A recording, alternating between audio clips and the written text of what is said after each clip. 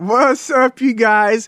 Well, you guys, man, I guess I wasn't watching the GoPro enough when the snow supposedly started because it was not recording through the time lapse that I thought that it was. I should have checked my phone before I laid my head down to go to sleep. But anyway, the snow has hit the ground already and it's still snowing. So I am able to catch some of it. I'm glad I woke up. I'm glad I woke up before it stopped. But anyway, it's snowing here in North Carolina. Again, we're actually getting some snow this time. Last time, we just got mostly ice, but we got some snow. It's not even sticking on the cement there in the driveway, but it's cool to see it anyway. It's cool to see it. Okay, so now, I guess I'm gonna set it back on the tripod and take my hiney back in the house.